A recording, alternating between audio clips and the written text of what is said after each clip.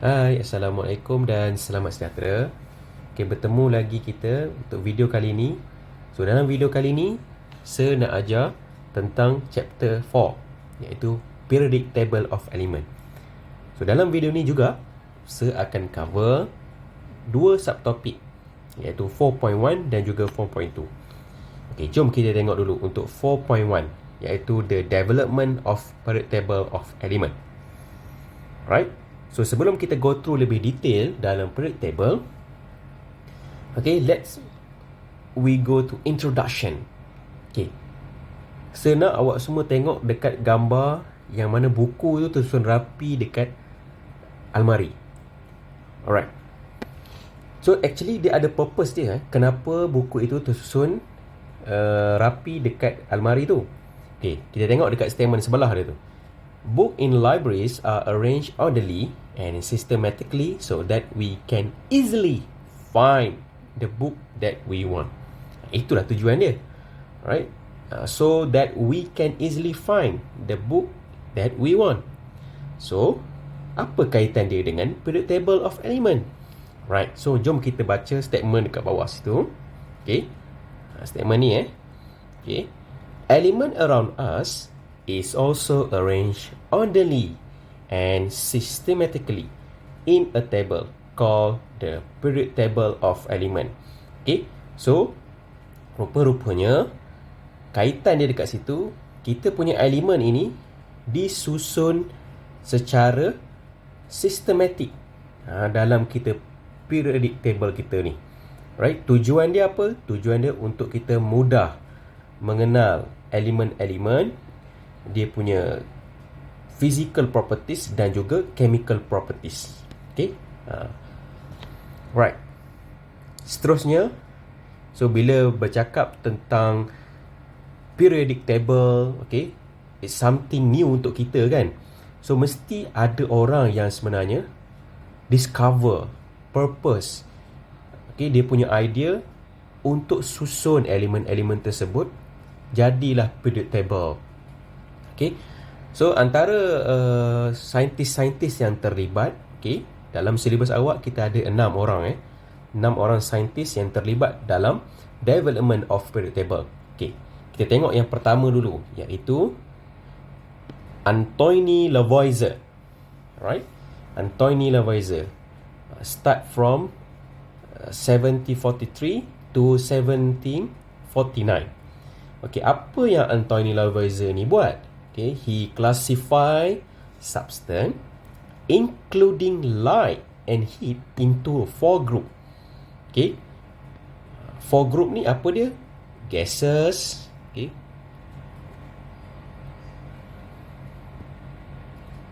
okay, 4 group ni apa dia yang Antoine Lavoisier ni classify kan? Right, sorry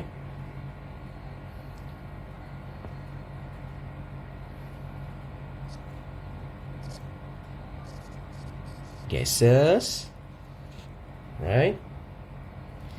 Then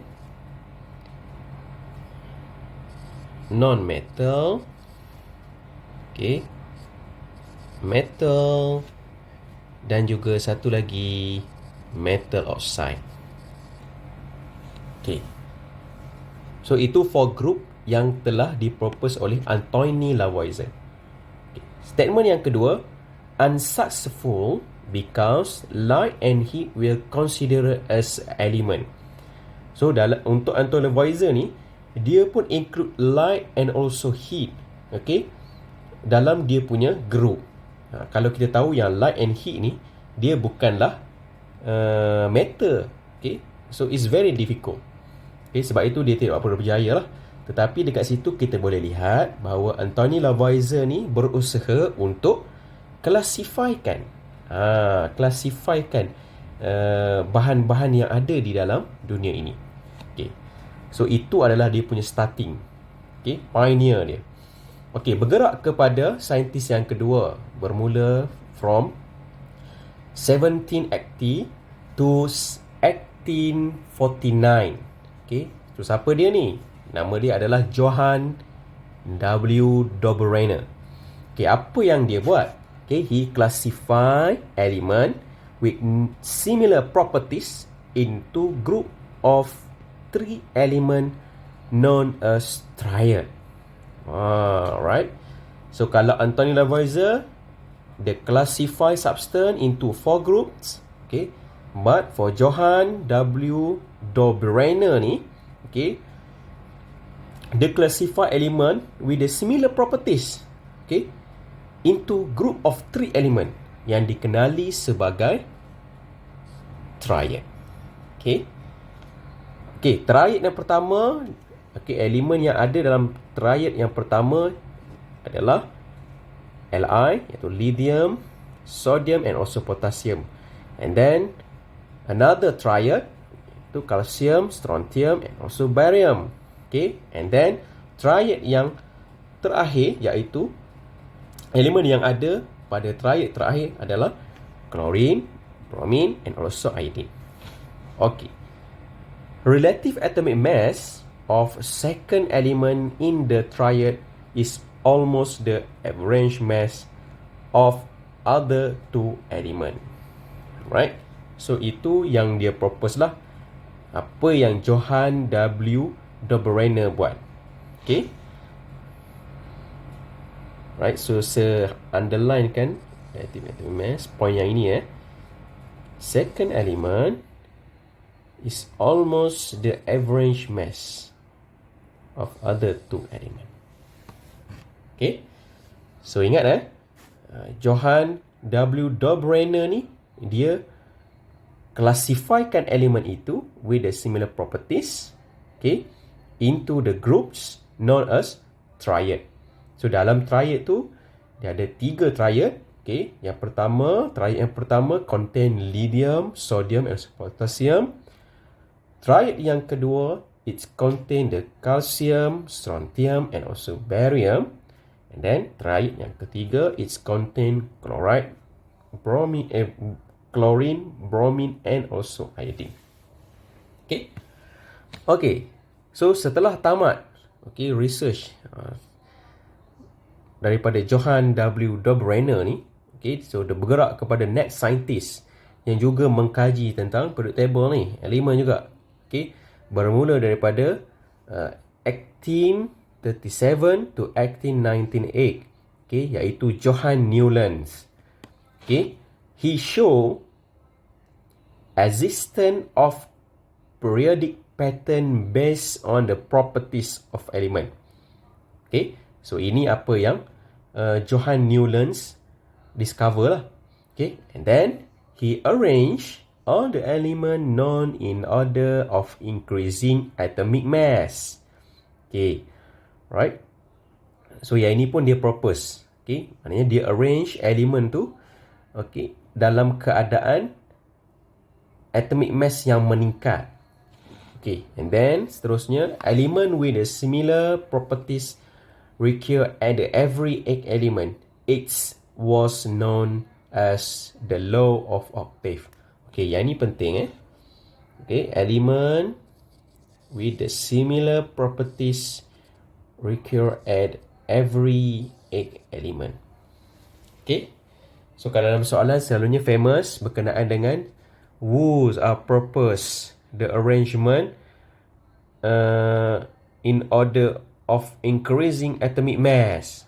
So jawapan dia adalah John Newlands lah. Okay. Okay, itu saintis yang ketiga. Okay, seterusnya.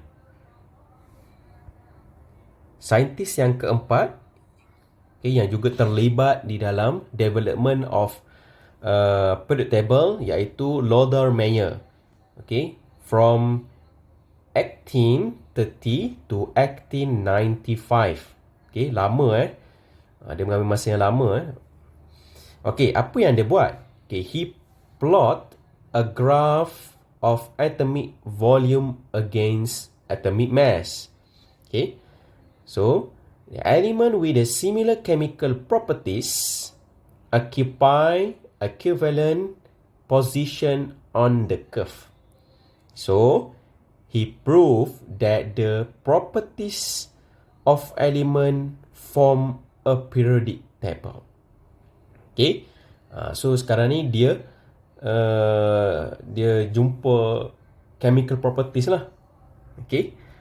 So itu Laudermeyer. Okay, seterusnya saintis yang terlibat juga di dalam development of periodic table ni iaitu Dmitry Mendeleev. Okay. He is quite famous ini Dmitry Mendeleev, Russian. Okay, from 1834 to 1907. Okay. So apa yang dia buat? He arranged all the element in order of increasing atomic mass. Okay. So maknanya dia lebih kurang sama macam saintis yang ketiga tadi. Okay, Newlands. Okay, and then element with a similar chemical properties are grouped together. Kali ni Dmitry Mendeleev dia groupkan all the element yang similar chemical properties supaya mudah untuk dia tahu. And then he left empty space in the table for undiscovered element. So maknanya waktu zaman dia tu ada lagi elemen-elemen yang tidak ditemui. Okay. So sekarang pun kita ada lagi a new element yang discover kan. Okay. So benda itu semua dalam buku teks awak lah. Ada additional information for that. Okay. So itu Dmitry Mendeleev. Yang pertama, dia arrange all element in order of increasing atomic mass. Okay. And then yang kedua, dia groupkan all the element with the similar chemical properties in one group. Macam tu Okay, and then he left the empty space in the table for undiscovered element. Okay, so itu adalah poin-poin yang penting lah untuk Dmitry Mendeleev. Okay, and then saintis yang terakhir yang terlibat di dalam development of periodic table dalam silibus awak ini iaitu Henry J. Moseley. Okay, from 1887 to 1915. Okay, where he proved the periodic table by Mendeleev and modernized periodic table. Okay, maknanya dia improvekan lagi periodic table daripada Dmitry Mendeleev tadi. Okay, and then he determined the proton number of all element. Right, and then last kali he arranged the element in order of increasing proton number. So, periodic table yang kita pakai sekarang ni adalah datang daripada Henry Moseley ni lah. Okay. So, as a conclusion, periodic table yang kita pakai sekarang ini, kalau awak tengok dekat gambar ni, right? So, element are arranged in order of increasing proton number. Right? So, kalau awak tengok, dia pergi ke kita going down the group kita going down the group. Contoh kita ambil group 1. Okay, when we going down the group, so proton number dia bertambah. Okay, this one, proton number increase. Okay, and then when we cross a period, okay, this one, cross a period, you can see the proton number also increase. Right? So itu yang dimaksudkan dengan Moseley tadi itulah. So as conclusion, you need to remember yang the periodic table of element ini sebenarnya disusun in order of increasing proton number. Okay? So itu untuk 4.1. Right? Seterusnya kita akan proceed dengan another subtopic iaitu 4.2. Okay? The arrangement in the periodic table of element.